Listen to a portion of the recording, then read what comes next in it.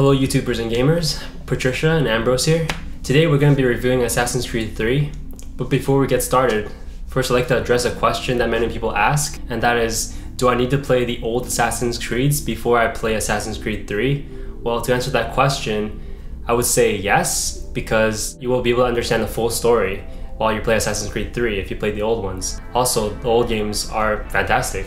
With that aside, let's get started with looking at Assassin's Creed 3.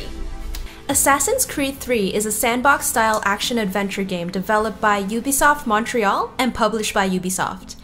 It is the fifth main entry that continues the story from Assassin's Creed Revelations.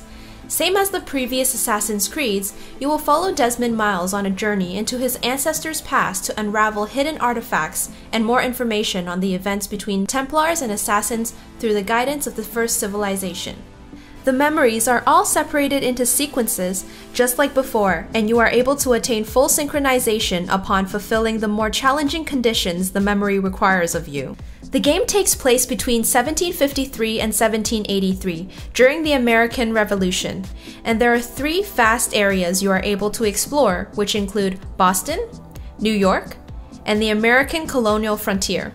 If you have a brief knowledge of history during this time period, you will first notice that the developers concentrated a great deal on accuracy with the real historic events and people. You will be guiding the protagonist Connor and a bit of Haytham Kenway from forests, cliffs, and rivers all the way to the settlements of Lexington, Concord, and Charleston, while encountering historical figures such as George Washington and Benjamin Franklin. Benjamin Franklin, pleased to meet you. After every encounter, information of the location or person will be added to the amidst database, which can be viewed by bringing up the pause menu. The amount of people featured in this game would not mean anything without good voice acting, which this game does a great job of. Not only do characters vary in personality, but the voice actors also brought life into the characters. How? How did this happen? My precious merchandise set free! With the developers creating the game using the Anvil Next engine, you will experience some impressive environmental changes, such as rain, fog, and snow. During the winter, certain lakes and rivers will freeze and turn into ice. Visually, the game is quite appealing, but not without some glitches such as texture pop-ins and floating objects.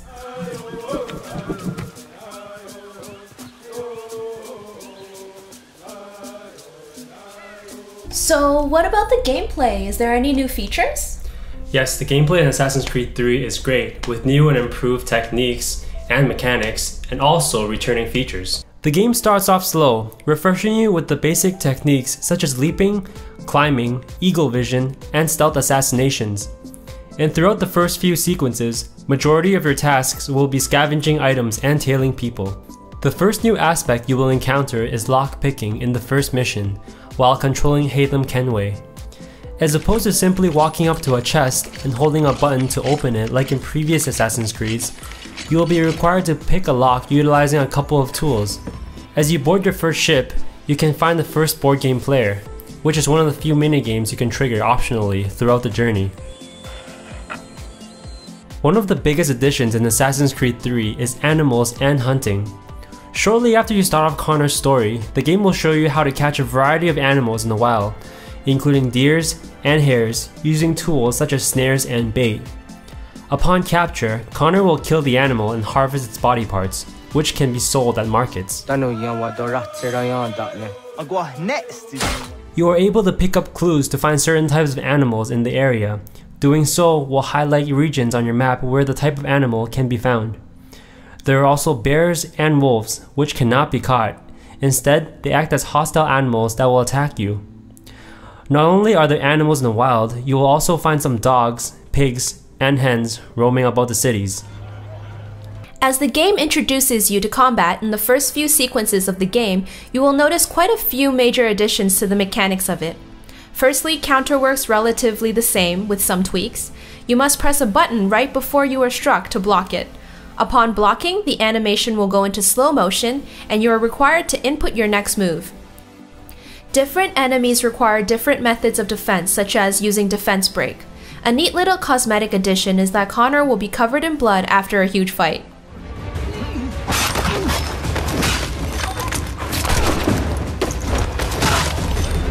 As for weapons, you will notice there are a number of new ones and also the absence of old ones.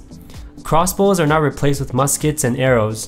Though guns will usually deliver an instant death from far range on normal opponents, it takes a good 5 seconds to reload after each shot in order to prevent spamming, which is good. Other weapons include tomahawks, daggers, smoke bombs, trip mines, rope darts, and poison darts. All of these weapons can be bought from a general store. Speaking of general stores, well, I don't know about you guys, but it was a pain in the ass for me to track down some of these stores. A couple of features that are absent, which I loved, is bomb crafting and the hook blade from Assassin's Creed Revelations. Not only is there ground combat, the game offers naval missions where you will be able to control an entire ship, including the ship's guns and cannons. At first we were a little bit skeptical about this feature, but after completing the game and a number of the naval missions, we found it to be an excellent addition. Steering the ship feels accurate, and being able to control the sails to change speeds was intuitive. Also, controlling the guns and cannons was a great deal of fun.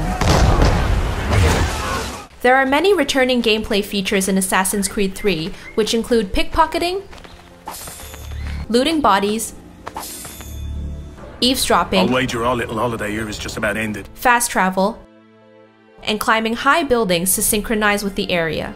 All these aspects work pretty much the same. As for notoriety, you are able to bribe criers and remove wanted posters to decrease your notoriety. While doing socially unacceptable actions will increase your notoriety, there is an addition of mobile assassination while you are inside of a moving haystack. Other than that, you are still able to assassinate from ledges, fixed hiding spots, sneaking, and from above.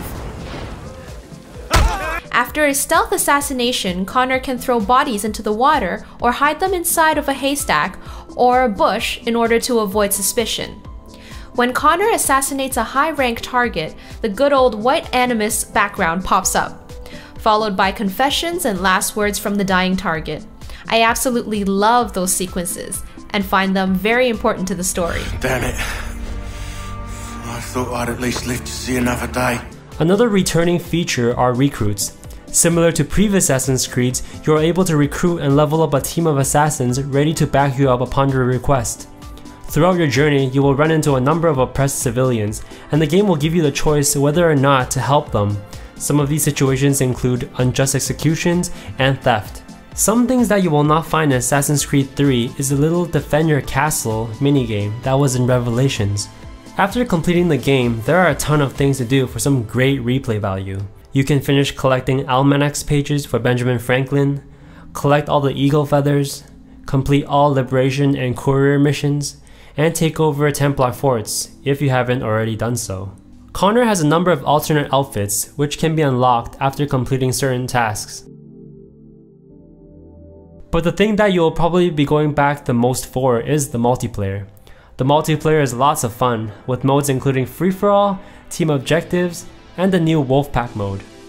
Overall, Assassin's Creed 3 packs in a lot of content and puts you inside a vast historical world to explore, even after the campaign is finished. There are new gameplay mechanics, while some other old ones are removed.